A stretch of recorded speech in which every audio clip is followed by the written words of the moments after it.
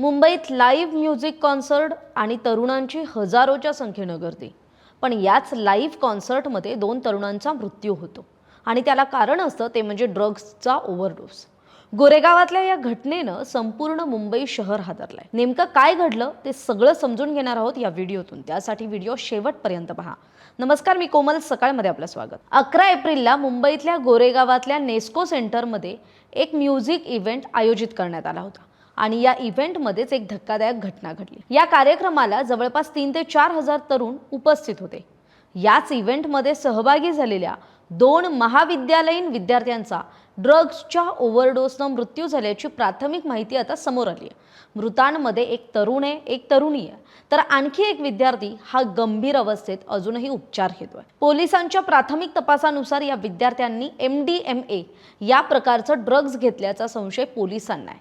तर काहींनी एकाच वेळी 2 गोळ्या घेतल्यानं ओव्हरडोस झाला आणि मग त्यातून त्यांना त्रास झाला असंही कळतंय. आता या प्रकरणात पोलिसांनी आतापर्यंत 5 जणांना अटक केली आहे. त्यामध्ये कुणाकुणाचा समावेश आहे तेही पाहूयात. एक म्हणजे विहान उर्फ आकाश समाल, जे या कार्यक्रमाचे आयोजक होते. सनी विनोद जैन, जे नेस्को इव्हेंट व्यवस्थापनाशी संबंधित होते. तिसरे होते ते म्हणजे बालकृष्णन बलराम कुरूप, जे खरं तर सुरक्षा विभागाचे एक तिथले अधिकारी होते. इतर 3 आहेत ते प्रतीक पांडे, आनंद पटेल, रौनक खंडेलवाल.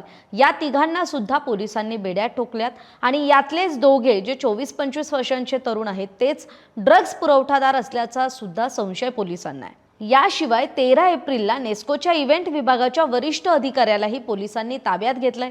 वनराई पोलीस ठाण्यात गुन्हा दाखल करण्यात आलाय आणि आता तपास वेगानं सुरू आहे. या पार्टीमध्ये खरं तर ड्रग्सचा उघडपणे वापर झाल्याचा संशय व्यक्त केला जातोय.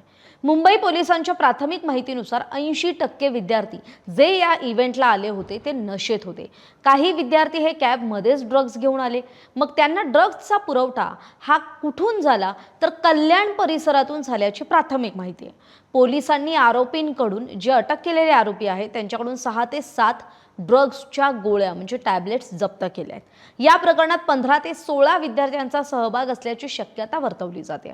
त्यामुळे या सगळ्या प्रकरणावरून खरं तर काही प्रश्न उपस्थित होत आहेत आणि याविषयी सकाळचे असे प्रश्न आहेत की या प्रकरणात सर्वात मोठा प्रश्न होतो तो म्हणजे नेस्को सारख्या हाय प्रोफाईल ठिकाणी ड्रग्ज नेमके पोहोचलेच कसे. या कार्यक्रमात लावलेले मेटल डिटेक्टर हे निष्क्रिय ठरले का? विना तपासणी अनेकांना आत प्रवेश कसा दिला गेला?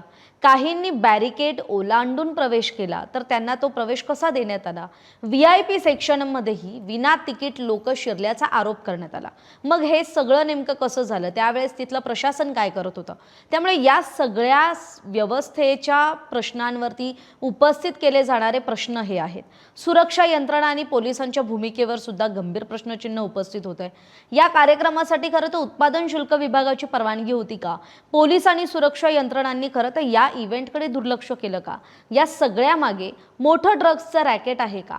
हे अनेक प्रश्न आहेत आणि आता या सगळ्या प्रश्नांच्या दृष्टीनं सखोल तपास मुंबई पोलिसांकडून केला जाणार आहे आणि पुढील काही दिवसात आणखी धक्कादायक खुलासे होण्याची शक्यता वर्तवली जाते. एकाच पार्टीत 2 तरुणांचा ड्रग्जनं मृत्यू झाल्यानं मुंबईतल्या कायदा सुव्यवस्थेवर आणि सुरक्षा व्यवस्थेवर सुद्धा प्रश्न उपस्थित झालेत.